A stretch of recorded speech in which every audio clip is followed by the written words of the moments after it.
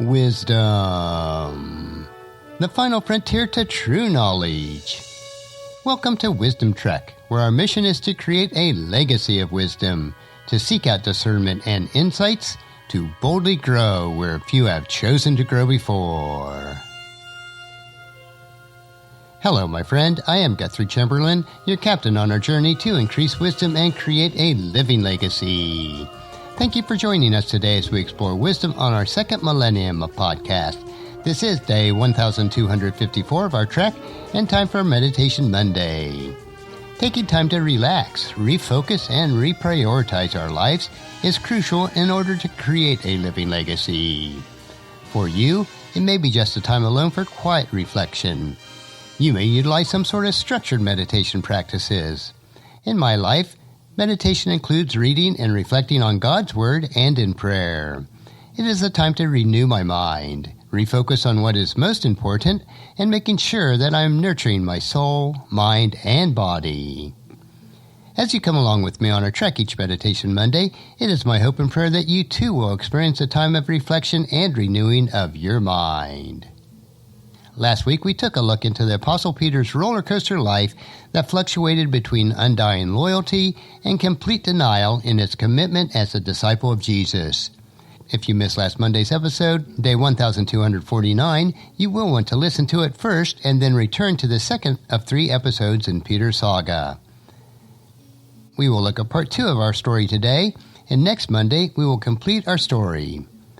In our meditation today, let us consider God's Amazing Grace, Part 2. When we left Peter last week, the sun was just beginning to break over the horizon after a night of fishing where Peter had caught not a single fish. His mind was fixed on how he had abandoned and denied his Lord. He was devastated, feeling a complete failure and disgrace. That wasn't the first night that Peter had spent on the Sea of Galilee. After all, he was a fisherman. He, like others, worked at night. He knew that the fish would feed near the surface during the cool of the night and return to the deep during the day. No, this certainly wasn't the first night Peter had spent on the Sea of Galilee, nor was it the first night that he had caught nothing. As he thought back, there was that time a little over 3 years ago before. And as he thought about it, he recalled that most mornings he and his partners would sell their fish, repair their nets, and head home to rest with a bag full of money and the feeling of satisfaction. But this particular morning, there was no money. There was no satisfaction. They had worked all through the night, but had nothing to show for it, except for weary backs and worn-out nets. And what's worse, everyone knew it. Every morning the shore would become a market as villagers came to buy their fish, but that day, there were no fish. Jesus was there that morning teaching, and as people pressed upon Jesus, there was little room for him to stand, so he asked us if his boat could be the platform. Peter agreed, thinking that the boat might as well be put to good use. Peter listens as Jesus teaches. It's good to hear something other than the slapping of the waves. When Jesus finishes with the crowd, he turns to Peter. He has another request. He wants to go fishing. This is found in Luke chapter 5, verse 4, and it tells us, when he had finished speaking, he said to Simon, "Now go out to where it is deep, and let down your nets to catch some fish." Peter groans at this request. The last thing he wants to do is fish. The boat is clean, the nets are ready to dry, the sun is up, and he is tired. It's time to go home. Besides, everyone is already watching. They've already seen him come back empty-handed once. And what's more, what does Jesus know about fishing? He is just a preacher. So Peter speaks in Luke chapter 5, verse 5. "Master," Simon replied, "we worked hard all last night and didn't catch a thing. But if you say so, I'll let the nets down again." Do you hear the weariness in Peter's words? We worked hard, scraping the hull, carrying the nets, pulling the oars, throwing the nets high into the moonlit sky, listening to them as they slap on the surface of the water. All night. The sky had gone from burnt orange to midnight black to the morning gold. The hours had passed slowly as a fleet of clouds before the moon. The fishermen's conversation had stilled, and their shoulders ached, and the village slept. The men worked all night, all night long, trying to catch fish. The night's events had been rhythmic.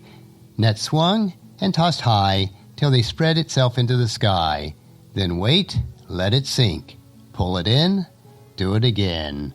Throw, pull, throw, pull, throw, pull. Every toss had been a prayer, but every drag of the empty net had come back unanswered. Even the nets sighed as the men pulled them out and prepared to throw it again. For 12 hours they had fished, and now Jesus wants them to fish some more, and not just off the shore, but into the deep. Peter sees his friends shrug their shoulders. He looks at the people on the beach watching him. He doesn't know what to do. Jesus may know a lot about a lot, but Peter knows about his fishing. Peter knows when to work and when to quit. He knows that there is a time to go on and a time to get out. Common sense said that this was a time to get out. Logic says to cut your losses and go home. Experience said pack it up and get some rest. But Jesus said, we can try again if you want. The most difficult journey that you'll have in life is when you have to go back to the place where you failed. Jesus knows that. That is why he volunteers to go along. He must have thought the first outing was solo. This time I'll be with you. Try it again, this time with me on board. And Peter reluctantly agrees to try again. But if you say so, I will let my nets down again. It didn't make any sense, but he had been around the Nazarene enough to know that his presence made a difference. He thought about the wedding at Cana and about the sick child of the royal ruler. It's as if Jesus had carried his own deck to the table. So the oars dipped again, and the boat goes out. The anchor is set, and the nets fly once more. Peter watches as the nets sink, and then he waits. He waits until the nets spread as far as his ropes will allow. The fishermen are quiet. Peter is quiet. Jesus is quiet. Suddenly, the ropes yank. The net, heavy with fish, almost pulled Peter overboard. "John, James," he yells, "come quickly!" Soon the boats are so full of fish that the port side rim dips closely to the surface. Peter, ankle deep in flopping silver, turns to look at Jesus, only to find that Jesus is looking at him. Those same piercing eyes, laying bare his soul. That first time on the boat, he begins to realize who Jesus is. What an odd place to meet God, on a fishing boat on a small sea in a remote country. But such is the practice of God who comes into our world. Such is the encounter experienced by those who are willing to try again with him. Peter's life was never the same after that catch. And as we jump back again in our story to the current day in last week's story, we find Peter contemplating the past 3 years, sitting in his boat with nothing to show for a night of fishing. Next week we will finish our saga with Peter with another boat full of fish and with his restoration to the one who he had followed since this first encounter. And that's a wrap for today's meditation.